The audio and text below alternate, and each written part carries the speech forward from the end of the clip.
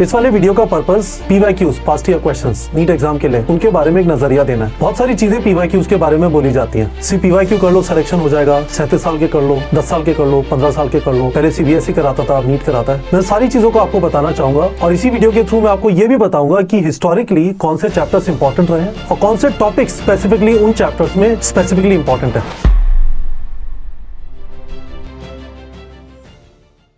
तो एक एक करके चलते हैं। पहली चीज, एनटीए 2019 से नीट एग्जाम करा रहा है। 2019 से अभी तक 2024 तक 13 पेपर कराए। मैं आपको बताऊंगा 13 पेपर कैसे हैं। और उससे पहले ये वाला पेपर सीबीएसई कराता था। तो एक लेवल पे चेंज आया और चेंज का नजरिया ये भी है कि 2018 में कट ऑफ था 540 जस्ट इमेजिन, बच्चे भी आंखें बंद करके याद कर रहे होंगे 540 पे सिलेक्शन होता था। तो 540 पे सिलेक्शन इसलिए होता था कि उस टाइम पे पेपर मुश्किल आता था। एनटीए ने उसके बाद पेपर को सिग्निफिकेंटली वाटर डाउन किया, बिल्कुल प्रिसाइज एनसीईआरटी पे कर दिया और ना सिर्फ एनसीईआरटी पे किया, कॉन्सेप्ट पूछना ही बंद कर दिया, वन लाइनर्स बना दिया, फिजिक्स में क्वेश्चन फॉर्मुला बेस्ड आने लगे। तो चीजें बदल गई। 2019 में एकदम से कट ऑफ 583 हो गया। तो ये तो पहली चीज समझ लीजिए। दूसरी चीज, बहुत जबरदस्त चीज ये हुई कि एनटीए स्टार्ट हुआ 2019 में लास्ट पेपर एम्स और जिपमर का हुआ। उससे पहले एम्स और जिपमर का एग्जाम सेपरेट होता था, उनका एडमिशन सेपरेट होता था। जो बच्चे नीट एग्जाम देते थे उनका पहला सपना नीट नहीं होता था, पहला सपना एम्स को क्रैक करना होता था। एम्स एग्जाम के थ्रू बंद हो गया 2019 के बाद। 2020 से सिर्फ नीट का एग्जाम हो रहा है। नीट एग्जाम के थ्रू ही सारे government medical colleges as well as AIIMS Delhi और सारे AIIMS as well as JIPMER जो पुडुचेरी और कड़ाईकल दो जगह पे जो सेंटर है वहां पे एडमिशन होता है। ठीक है, तो दूसरी बात हो गई। तीसरी चीज, 2019 से 2024 तक 6 पेपर होने चाहिए, 13 कहां से आ गए? जबरदस्त है, समझिए। 2019 में 2 पेपर हुए, एक मेन पेपर हुआ और उसी साल उड़ीसा और वेस्ट बंगाल के एरियाज में एक साइक्लोन आया, तो एक पेपर हुआ जिसको हम उड़ीसा का पेपर बोलते हैं। बाय द वे सारे पेपर आपको neetprep.com पे पता है आपको कहां मिल जाएंगे। neetprep.com, menu, course content, test और सीधा आप सारे पास्ट ईयर क्वेश्चंस पे पहुंच जाएंगे। You will find that very very useful. दूसरी चीज, तो 2019 में 2 पेपर हुए, फिर 2020 में कोविड आ गया, उसमें भी 2 पेपर हुए। एक मेन पेपर हुआ, उन्होंने पहले कहा था एक्स्ट्रा पेपर नहीं होगा पर एग्जाम से 3 दिन पहले करा लिया। फिर 2021 में एक पेपर हुआ। बहुत सारे लोग कहते हैं कि कुछ कोचिंग इंस्टीट्यूट्स के पास 2021 का दूसरा पेपर भी है, कहां से आया पता नहीं पर हुआ नहीं था as far as we know. 2022 में 3 पेपर हुए, जबरदस्त। और 3 पेपर भी किस नजरिए से हुए जरा समझिए। एक मेन पेपर हुआ, अब्रॉड का पेपर डिफरेंट था। जनरली अब्रॉड का पेपर डिफरेंट नहीं होता, उसके बाद कभी अब्रॉड का पेपर डिफरेंट नहीं हुआ, उसके पहले कभी अब्रॉड का पेपर डिफरेंट नहीं हुआ। अब्रॉड का मतलब बहुत सारी लोकेशन है, जैसे Abu Dhabi, Dubai, Bahrain, Muscat, Kathmandu, Lagos Nigeria में जहाँ पे नीट का एग्जाम होता है, तो वहाँ पे पेपर डिफरेंट गया। और उस साल कुछ प्रॉब्लम हुई कुछ सेंटर्स में, खासकर गंगानगर के अंदर। तो इस वजह से एक पेपर उन एस्पिरेंट्स के लिए जो प्रॉपर्ली एग्जाम नहीं दे पाए उसका भी वापस करा लिया गया, जिसको हम बोलते हैं नीट गंगानगर पेपर 2022 का। तो 2 पेपर 19 में हो गए, 2 पेपर 20 में हुए, 1 पेपर 21 में हो गया, 3 पेपर 22 में हुए। तो टोटल मिला के 8 पेपर हो गए। इसके बाद 2 पेपर 2023 में मेन पेपर हुआ, पर मणिपुर में वायलेंस थी तो मणिपुर का पेपर डिफरेंटली हुआ। तो अभी टोटल मिला के 10 पेपर हो गए। अब 3 पेपर 2024 में हुए, एक मेन पेपर, एक झज्जर का पेपर है, उसे झज्जर का नहीं बोलना चाहिए। होता क्या है कि एक मेन पेपर जब एनटीए पेपर भेजता है फिजिकली तो एसबीआई की कस्टडी में जाता है, स्टेट बैंक ऑफ इंडिया, और उसका stand by paper Canara bank की कस्टडी में जाता है। पेपर एसबीआई वाला जाना होता है, पर कुछ सेंटर्स पे कैनरा बैंक वाला पेपर हो सकता है। इतने सारे जगहों पे टेस्ट हो रहे हैं, ऑलमोस्ट 5000 सेंटर्स, इतने सारे इन्विजिलेटर्स, इतने सारे लोग, इतना सारा प्रेशर। गलती हुई, झज्जर के अंदर वाला पेपर दे दिया जो स्टैंड बाय था, और उसके थ्रू मुझे किसी बच्चे ने बताया कि सर ये पेपर भी बता दो, इसकी आपने आंसर की नहीं दी, इसको भी सॉल्व करके बता दो जिससे हम चैलेंज कर पाए। तब मुझे पता चला कि एक सेपरेट पेपर था, वो हमने अपने वेबसाइट पे डाल दिया। और उसके बाद फिर जो सारा तमाशा हुआ 2024 का, तो 1563 बच्चों के लिए एनटीए ने कहा कि हम वापस पेपर कराएंगे जिनको आर्बिट्ररी तरीके से स्कोर दे दिया गया था। तो तीसरा पेपर हो गया। तो टोटल 13 पेपर हुए हैं अभी तक। वो सारे पेपर एनटीए ने कराए 2019 से अभी तक।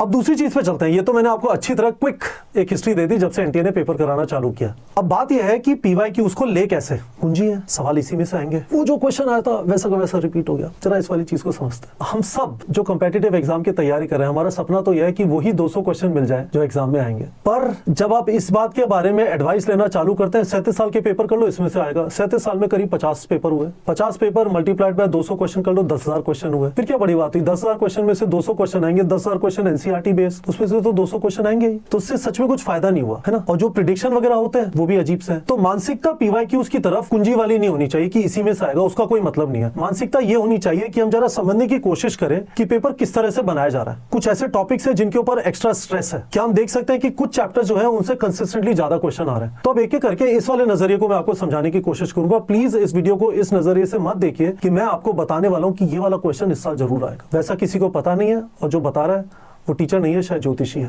तो सबसे पहले देखिए कौन से चैप्टर ज्यादा इंपॉर्टेंट है। सबसे पहले आप बायो में चलेंगे तो आप ऊपर से नीचे की तरफ जाएंगे तो आपको एक पैटर्न, ये जो पैटर्न है हमने 2021 से अभी तक का लिया है, उसके पहले का इसलिए नहीं लिया कि फिर 180 क्वेश्चन आ रहे थे तो एप्पल एंड ऑरेंज कंपैरिजन नहीं होता। तो 2021 से 200 क्वेश्चन आ रहे हैं, 2021 से अभी तक 8 पेपर हुए। तो हम आपको समझाने की कोशिश करते हैं कि हमने करने की कोशिश क्या की है।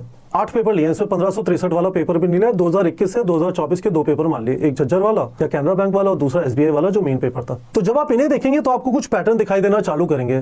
बायो से स्टार्ट करते हैं। बायो में आपको क्या पैटर्न दिखाई देगा, कुछ ऐसे चैप्टर्स हैं जिनसे क्वेश्चन ज़ूलॉजी और बॉटनी दोनों साइड पे बन सकते हैं। सेल के 3 चैप्टर्स, जेनेटिक्स एंड एवोल्यूशन के 3 चैप्टर, 3 और 3 6। उसके बाद बायोटेक्नोलॉजी के 2 चैप्टर, 6 2 8 और 3 चैप्टर इकोलॉजी के 11। और इसके अलावा अब जो 3 चैप्टर रिप्रोडक्शन के बच गए तो 14 चैप्टर। इस वाले एनालिसिस को देख के, और ये वाला एनालिसिस हमने नीटप्रैप के टेलीग्राम चैनल पे अवेलेबल करा दिया है, PDF वहां पे अवेलेबल है, आराम से इसको शांति से बैठ के ऑब्जर्व करिएगा। ऐसा लगता है कि ये जो 14 चैप्टर है, अगेन जो सेल है वाली यूनिट नंबर 3, जो रिप्रोडक्शन है which is unit number 6, genetics and evolution है unit number 7, biotechnology principles and processes, biotechnology and its application यानी यूनिट नंबर 9 और यूनिट नंबर 10। ये जो 14 चैप्टर हैं out of total 32 chapters in NEET syllabus, in 14 chapter से ऐसा लग रहा है कि 50% से ज्यादा क्वेश्चन आ रहे हैं बायो में। उसका रीजन है ये मॉडर्न टेक्नोलॉजी है, चाहे वो मॉलिक्यूलर बेसिस हो, चाहे बायोटेक्नोलॉजी हो, लोगों को नोबेल प्राइज मिल रहा है। और काफी सारी जो आप ह्यूमन फिजियोलॉजी और प्लांट फिजियोलॉजी की चीज, और फॉर दैट मैटर डाइवर्सिटी वगैरह वाले चैप्टर वो तो बहुत फैक्ट बेस्ड है, डाइवर्सिटी और स्ट्रक्चर वाले, तो वैसे उनसे क्वेश्चन कम हो गए। Reproductive health is an important topic, national importance का है, तो इस वजह से शायद ऐसा हो रहा है। केमिस्ट्री में आप जाएंगे तो क्लियरली दिखाई देता है कि पहले 4 चैप्टर जो 11th के आप लेते हैं,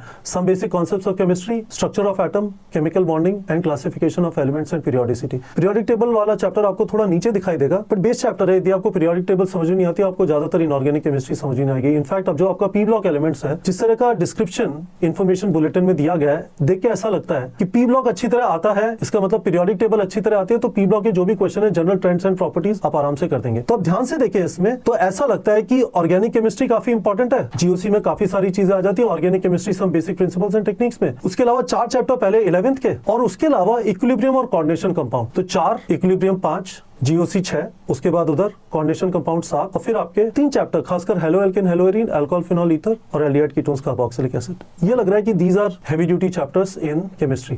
फिजिक्स में ऐसा ये वाला पैटर्न बताना थोड़ा मुश्किल है, पर मोटा मोटा देख के ऐसा लगता है शायद current, electricity, electrostatic potential and capacitance, semiconductor, electronics, और ऑफ कोर्स आपको मैकेनिक्स के 2 chapters, motion straight line, motion plane, laws of motion, work, energy, power. ये 4 चैप्टर्स तो बेस चैप्टर्स हैं जिनके बेसिस से आप सारी फिजिक्स का एक इंट्यूशन डेवलप करते हैं। But it's important that you go through this list. ये वाला PDF हमने नीटप्रैप के टेलीग्राम चैनल पे डाल दिया। इस वाले PDF में आपको एक और चीज ये दिखाई देगी कि क्वेश्चन टाइप्स क्या क्या आ रहे हैं। मैच मेकिंग क्वेश्चन आ रहे हैं, डायग्राम टाइप आ रहे हैं, ग्राफ बेस्ड आ रहे हैं, असर्शन रीजन आ रहे हैं, मल्टीपल स्टेटमेंट करेक्ट आ रहे हैं। और आप देखेंगे कि ये वाला पैटर्न अलग अलग टाइप के क्वेश्चन देने का बढ़ता जाएगा, क्योंकि NCERT से ही पेपर बनाने का प्रेशर है, क्योंकि स्टूडेंट्स को एक डिफाइंड टेक्स्ट चाहिए। आप मन में जहां से पेपर बना देंगे तो स्टूडेंट विल क्राई फाउल कि ये क्या हो रहा है। यदि आपको असर्शन रीजन में फील नहीं आया तो चॉइस 1 या 2 जो होती है, assertion is right, assertion is correct, reason is correct and reason explains assertion. और दूसरी जो चॉइस होती है, assertion is correct, reason is correct but reason does not explain assertion. बाकी 2 चॉइसेस आसान है, पर इन 2 में बड़ा कंफ्यूजन होता है, तो आपको ध्यान से समझ लेना है, इन वाले क्वेश्चंस को प्रैक्टिस करना।